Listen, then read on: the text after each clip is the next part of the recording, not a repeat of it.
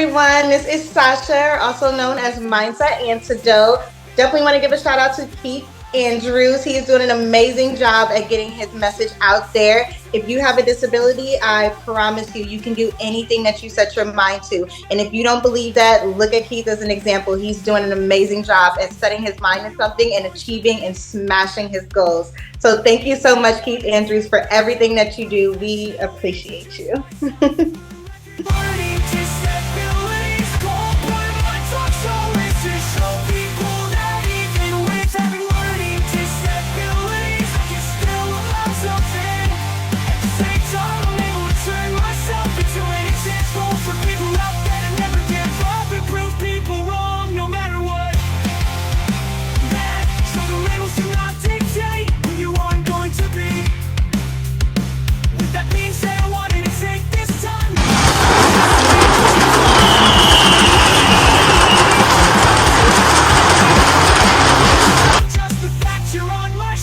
Ladies and gentlemen, I'm your host, Keith Andrew, here with a beautiful guest. She already introduced herself. So the first subject I want to talk to you about on this episode, Season 12, Episode number 50, also known as 1150, but it's a long number, so we're going to call it, we're actually just going to call it Season 12, Episode number 50. First question I want to ask is tell our audience a little bit about yourself. Yes, so my name is Sasha and I am a mindset coach. You can definitely find me on TikTok under Mindset Antidote or on Instagram under Mindset hashtag or Mindset underscore, Antidote. And I am a 30-year-old mom. I live in Tampa, Florida.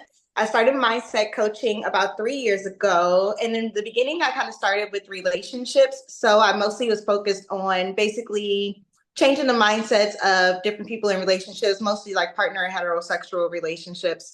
And then I would basically teach them different methods or argument management skills was where I started. And then I kind of got into like manifestation and then healing the subconscious mind. And that's kind of how I got to where I am now. So I kind of just sit there in the subconscious mind healing aspect.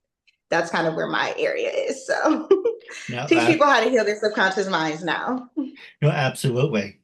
And the following is brought to you by Icebreakers. We're going to ask you some easy questions, then we can go to the hard-hitting ones, and you can throw it back at me. You throw at me, I throw at you. Normal conversation, okay. PG-13. You can say anything you want, talk about anything you want, and at the end of the day, you're making a new friend. That's all that really matters. And networking. Yes. On the KeithAndrewNetWork. We all need community. No, absolutely. So the next one I want to ask you, what did you major in? So when I was in school, I majored in like 3 different things, actually. So I began out with bio pre-med. That was originally what I was studying. So I did that for 2 years. And then I ended up transferring schools and I started majoring in speech and language pathology. And then that kind of brought me to communications, and then communications kind of brought me to like the coaching realm. But so originally my whole entire degree is in like communications. No, absolutely. That's wonderful. It's always important to be very passionate about what you're doing. Mm-hmm. Yeah, so I love communications. I love like the aspect of like active listening. So that's typically what I was teaching in the beginning of my coaching. I was teaching couples how to like actively listen, and then also how to recognize their triggers so that they would be able to kind of sense when it was like getting that like, nervous feeling in your body or like angry feeling in your body, and then knowing how to address it immediately so that you don't react to like what the person is saying, but you can actually actively listen to what they're saying. Just basically so you don't take it the wrong way. Well, if you're interested, I'd like to hire you if you can help me improve my interviewing skills. No, you're perfectly fine. I think you're doing amazing. I mean, we're only like 5 minutes in, but I think you're doing amazing. No, absolutely. I am. You are your own worst enemy. So, Very true. I do want to hear more about that in a couple of minutes. When you were in college, were you a study nerd or party animal? And what sports did you major in? So I didn't actually specifically major in sports, but I did do pageants. So I went to a historical Black college, and there we do like pageants with the sororities and the fraternities and different things like that. So I did a lot of pageants in college. And then I also did like my college's step team. I was like a dancer. So in high school, I did a lot of dancing and different things like that. So sports wise, I wasn't a super sportsy girl, but I did do like different things like dance and all of those things. But as far as like college, I was a good mix of both. Like I got good grades, but additionally to getting good grades, like I knew how to have some fun. Thursday through Sunday was fun days, so you probably won't catch me in class on Thursday and Friday. A lot of people make fun of me for this, but I actually turned this into a subject. Did you ever get the chance to do one of those human pyramids? And would you be interested in doing one? And I for would people totally be out there, interested in doing one. And it, I have done a pyramid because I was in cheerleading as well. So not to interrupt, I do apologize, but for people out there, get your mind out of together. That's not what I'm talking about. Don't try to ruin things. But for your experiences when you did the pyramid, were you at the bottom, middle, top? So I'm always the top. I was always like the smallest girl on every single team I've ever been on. So like I used to weigh 109 or not even 100. I used to weigh 98 pounds. So You lost it, I found it. I have a fat neck. yeah, over the years, I've definitely gained my little amount of weight. But yeah, in all through college, all through high school, all of those years, I was like 98, between 98 and 100 pounds. Like on a good day, a good 100. What I always wanted to do, yeah, I love that stuff. I'm a loser. But what I want to do is have each person have a GoPro because they're like, Okay. oh, so instead of building it multiple times, like, oh, I want to be in bottom, then I want to be in middle and top, Hmm. why not have a GoPro so you can see it from that person's point of view? I think Yes, that'd be I a great love idea. that. No, I think that's an amazing idea and it might go viral. So you should get some people together to do that Well, if because you're that could go interested, viral. Not even could be, that would go viral. if you're interested, maybe we can work on that. Listen, I am down. I am totally down. So we're gonna We'll make take like the largest human pyramid. no, it'd be a record, right? Never done before. No, literally, I was gonna say we need to look that up in the Guinness World Records to see like what the largest one is. Well, there's a couple. I actually looked into it. There's a record for doing a human pyramid on a skateboard. If you got what you guys want to do that, it's never done before. Okay. Spain does. There's a difference between a human pyramid and a human tower. Human tower is you're standing on each other. Human pyramids are Mhm. easier because you're on your hands and knees. Well, safer, Exactly. And it's more of like a platform, a foundation. It's right? more of a foundation. Instead of a human tower, if someone farts, you gotta fall backwards. But Anything can ruin the moment. that's true. So we're gonna take a quick commercial break, and when we come back, we're gonna ask you about the coronavirus. When we come back, we're back from the quick commercial break. Now, the first subject I want to talk to you about is the coronavirus. How has it Okay. impacted your life, and do you see life in a different point of view? Yes. So I feel like I'm going to give you a completely opposite answer to probably what you're thinking. But I feel like personally, during the season of like the shutdown and when we were in the pandemic, that was probably one of the most beautiful, spiritually awakening moments I've ever had in my whole entire life. So, I mean, definitely, rest in peace to all of those who did lose their lives during that time. But my personal experience during COVID was absolutely amazing. It was the most eye opening experience I've ever had in life, mostly as far as like the relationship that I had with myself. So like as far as like who I thought I was, self-discovery, what exactly I really want to do in my life, is working a 9 to 5 for me? Like all of those questions definitely started to come up. My spiritual journey, definitely like walking my walk with God and different things like that started to come up. And then I got into mindset coaching through therapy and like trying to find different ways to heal. So 2020 through 2022 was probably like the best times in my life. Now, as far as what I thought of the pandemic and what I thought of COVID, I definitely thought it was real. I know everybody thought it was like a hoax or or something like that. I personally thought it was real. I mean, I caught it like 3 times. Two It times. felt very real to me. And when you have COVID, like Right. there's no confusion there. Like when you have COVID. So I don't think it was by far a hoax. I 100% think it was real. But no, I am not vaccinated. I did not get vaccinated, but it was real. I caught it. Well, not to talk about, we can talk about anything. I really don't care. But the one thing I would say, it is important to be vaccinated. It But is. with that being said, it isn't going to make you invincible. It's not going to make you Mm-hmm. Superman. It will cut down the risk of hospitalizations. So Yes. it gives you more of an immunity Mm-hmm. versus if you don't have an immune system. Exactly. Or you don't have like the antibodies to fight up against it. So, yeah. No, absolutely. And I'm not saying, hey, well, why didn't you get vaccinated? Or, well, we could talk about that if you want, but I'm just saying, I'm not trying to preach to you, but it gives you, it's kind of like a safety blanket. And Mm-hmm. what I mean by that, it gives you a peace of mind. Yes, I got vaccinated. I got it 2 times already, but Okay. it's not a guarantee that God forbid you die from it. It gives you more of the mindset comfort and Yeah, like a it mental cuts down the comfort. risk, if versus, Mm-hmm. God forbid you're in a hospital or something. Exactly. Let me ask you this question while we're on the subject.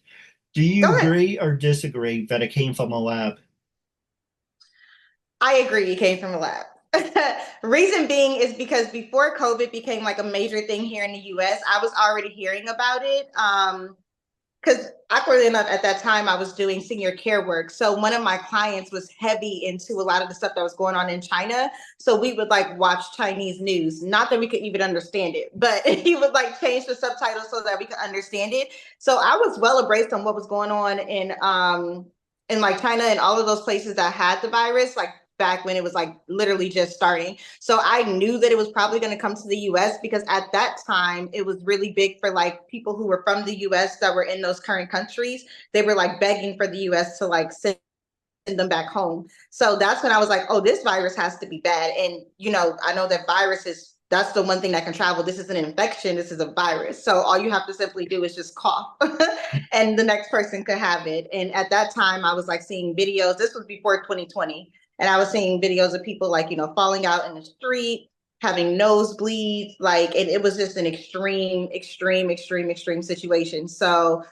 I 100% think that something might have happened, in which they were saying in on the news that that was what happened, like something had Right. got released from the lab, but that was like way before 2020. So I guess like I originally went into the situation thinking like this was released from a lab. So No, I agree. And I really hope Trump does not become president.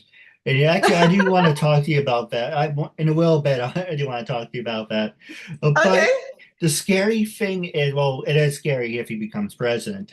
But the scary thing is viruses mutate and they die out. This Yes. freaking thing, and it's uncensored. This blanking thing, it's up to you if you want me to curse or not. This blanking thing, it's involving. And that's really scary as shit. Be- Yes. Because viruses don't I mean, yes, they do involve, but then they die out. But this thing has mutated and evolved 5, 6 times already. And instead of Mm-hmm. getting weaker, it's getting stronger. Exactly. It's literally overpowering everything. But not to talk about political things, not to impose on you, but I would love to hear your thoughts. But the question do you want to continue this or go to the next subject? Oh no, it's fine. You said you would love to hear my thoughts on. Oh, this COVID in general. Why would someone make this as a weapon? Well, so I personally think that as far as like military weapons, I think it's actually probably not the most favorable thought, but I think it's actually useful. Because if you look at a situation where it's like we're trying to commit mass destruction, Yeah. why would we not, create a virus? Why would we not create something that we believe would be able to kill not one person, but generations of people? Like, so if you ask me as far as like a military, scientific perspective, because like I said at the beginning of college, my first 2.5 years, I pretty much majored in biology. And one thing that I know that we learn in research is that we want to be able to prevent situations from happening, but also we have to test in order to know that we can prevent the situation from happening. So ultimately, I've seen it as all a good thing, even though it did get unleashed, I think the idea of them testing viruses, especially viruses as dangerous as COVID-19 or even worse, because there are way worse viruses out there. Don't give But I them think it's a any good thing. ideas. I'm sorry. Don't give them any ideas. I won't give them any ideas. I won't even tell them how to create one. We are not going to do any of that. But ultimately, I think that as far as like from a scientific perspective, I definitely think it's very useful because let's just say another country wanted to attack us in that form or fashion, we at least have a remedy in a scientific lab that would be able to solve the problem. So, or hopefully we do. And if not, then, I'm pretty sure they're well embraced as to how we can solve the problem. So, If you're gonna make a virus, how about you give someone diarrhea, or so they're out of commission. You don't want to kill them unless they're very evil and sadistic people. But anyway, don't give them any ideas. But we're I gonna think take a virus where you were constantly having diarrhea would be the worst. I think people would prefer COVID. Like they would like, right. send me back to COVID days. I don't like this. It's like having KFC. And I like Literally. KFC too. It's not good for you. But I'm more of a Popeyes person. Popeyes So like all are the KFCs I've ever been to ran out of chicken. So so if you had to pick one and you had to say one and erase the other, you would go with Popeyes. I would definitely go with Popeyes. Yeah. I would do that too. Their chicken tenders are like to die for. So I would have to settle for not even settle. I would have to just go with Popeyes. Yeah, the chicken tenders are just so good. For me, I had Wendy's once and my head Mhm. was in the bowl that night, so I'm not a big fan. Not a Wendy's big is fan. one of the most healthiest ones though, honestly. No, I'm not saying all Wendy's are bad. I don't want to lose any sponsors if I'm like, well, we were going to, but you said your head was in the bowl. But yeah, I'm not saying all. I live in Orange County, New York. And we have everything you can think of, but shittier. So maybe a Wendy's in like New Jersey or so, or another state. Oh, Mhm. wonderful! But don't eat anything in. I don't put my foot in my mouth. Don't eat anything in Orange County. No, I totally feel the same way about Tampa. I recently just moved here like 3 months ago, and I just feel like the food here tastes so different. Like I'm like, why is it disgusting? Like I've never had I mean, McDonald's is already disgusting, but their McDonald's is even more disgusting. Like I don't know how to explain it. Yeah, absolutely. We're gonna take a quick commercial break, and when we come back, we're gonna do a rapid fire of a mindset.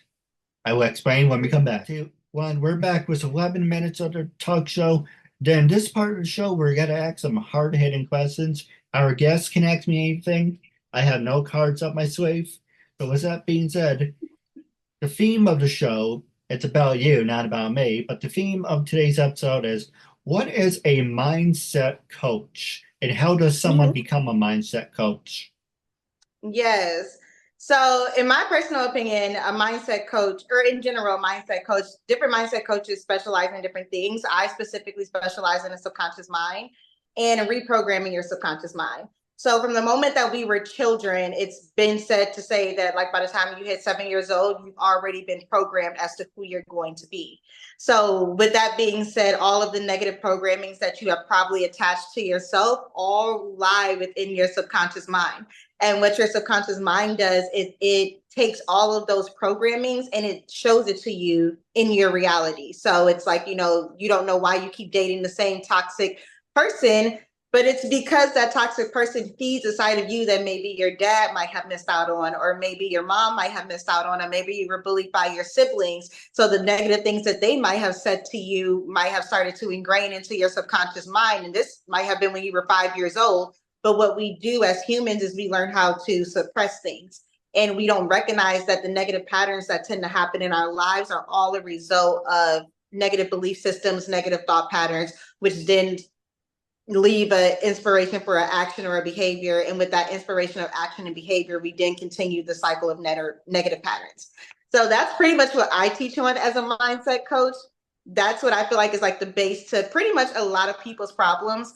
And I also learned that, through this process, I learned that you could also heal yourself with your subconscious mind. Everything starts with a thought and everything starts with a belief. And then from there, it goes into a feeling and transmute it.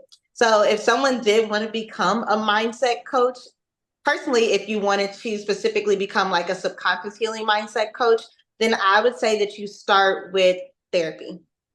So that's how I started. I started with therapy. Originally, I am a psych minor, so I did minor in psychology as well. So this kind of realm has always been, I guess, if you will, in my zone. But I would say you start with therapy because I think therapy is a great way for you to get down to the underlying issues that you might have experienced growing up, or even issues that you've like blocked or suppressed that you don't even remember, that might have actually caused like a traumatic event to happen in your life.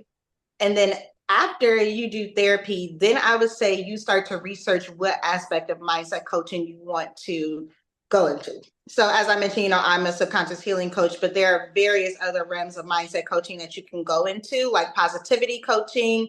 You can go into affirmation coaching. So there's like so many different realms of mindset coaching that you can go into. So I would say kind of like double down on what you specifically want to teach people and what you feel like has transformed your life the most, because that would make it a lot more easier for you to talk about it. And then the third thing that I would do is to go heavy into research. You don't specifically have to have a certification or anything like that to do mindset coaching, but if you wanted to do life coaching or different, I know like money coaching and like if you want to go into like credit and different things like that, you have to have a certification. But specifically with mindset coaching, you don't have to have a certification. Your life experience is enough.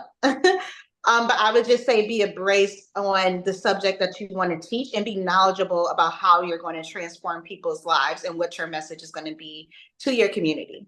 So, No, absolutely.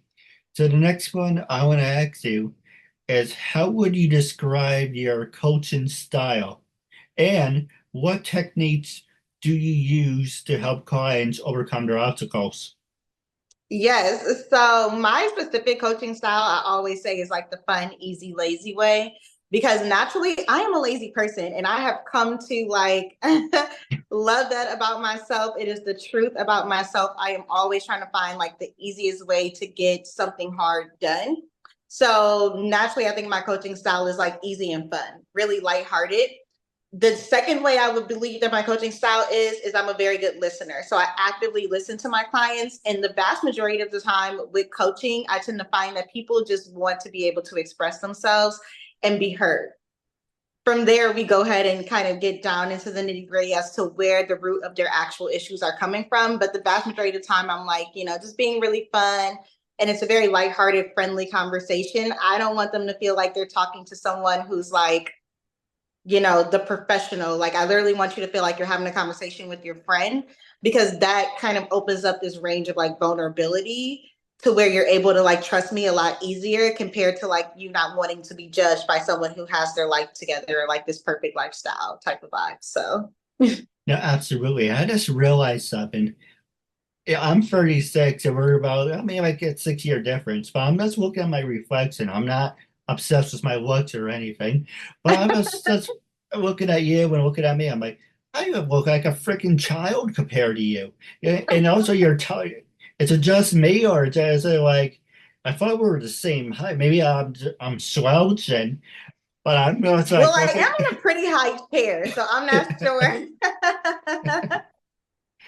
Anyway, I have no filter. If it pops in my head, but I'm not looking at It myself, just so I said no problem. Now, as far as like what you do, what specifically would you say that your field is, or what do you specifically do besides like your podcast and different things like that? well, I know it's in the introduction, but for you, I'll make an example real fast. My whole speech, when I first started my speech, it was turn myself into an example, and it was doomed from the start because it was so stupid. Turn myself into an example for people dealing with, well, that's not the stupid part, dealing with disabilities. Turning myself into an example for people who are deaf, blind, or in a wheelchair.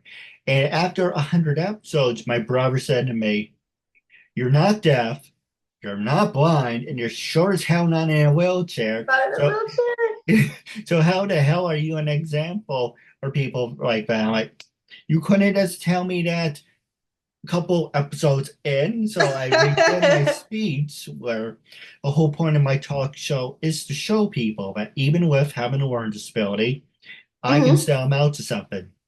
And at the same time, I'm able to turn myself into an example to show you that labels do not dictate who you are and who you're going to be. So prove to them, still amount Yes. to something.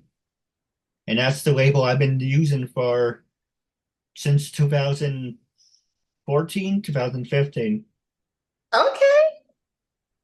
But See, yeah, then that's pretty much what I teach as well, is that labels don't define you. Like, you get to observe whatever you want to observe. Whatever people say, I actually have a funny little saying. I don't know if we can like curse on here, but I yeah, have like go a ahead, funny little say saying anything where you I want. say, I'm like, it's literally like this simple.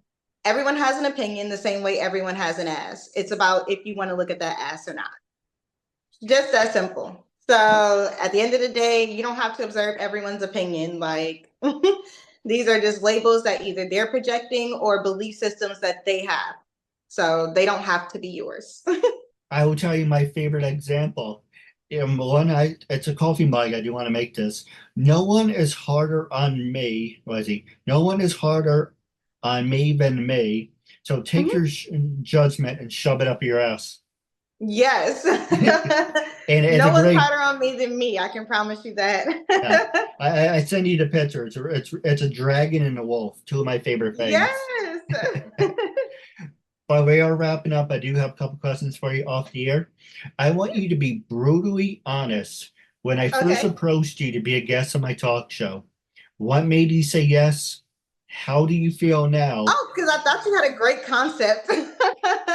And would you I think you recommend it? told me in our live chat, you had said that you basically help people with disabilities kind of become sure of themselves and basically kind of eliminate or like delete that stigma that they're not able to be or do whoever that they want to be. And I was like, oh my God, I like absolutely am in love with that idea and that concept. I would thoroughly love to join you. So No, you're more than welcome to. I do have a great idea for you off the air. But how do thank you you. feel now? And would you recommend it to other people who are hesitant? Wait, say it again. Would you recommend it to other people out there who are hesitant? And how do you feel now About, being I on the missed the first show? part of the question. Oh, the first part is how do you feel now? And the last part is would you recommend it to people who are hesitant about being on my show? Oh, I would definitely recommend it to people who are hesitant about being on the show. Honestly, there is no need to be hesitant about being on a show that literally promotes something good. So, if you're promoting change and you're promoting literally transforming people's lives for the better, definitely go for it, you guys. There's no ill will here. Definitely good No, vibes. absolutely. The first 10 minutes will be available on Instagram and TikTok. The rest of the interviews will be shared on LinkedIn, Facebook, YouTube. Make sure to like and subscribe. Our goal is to reach 500 and more views. Once we reach our goal, we can definitely do a part two. You will be a part of the KeithAndrewNetWork family. And I just want to say thank you. And until we meet again, I catch you later. And don't forget, all your information will be on the bottom of the screen of your TikTok, not that type of information, but your social media information on Social social media media. handles. Absolutely. But with that being said, it was a real honor and privilege having you as a guest. And until we meet again, I catch you later. Thank you and have a good night.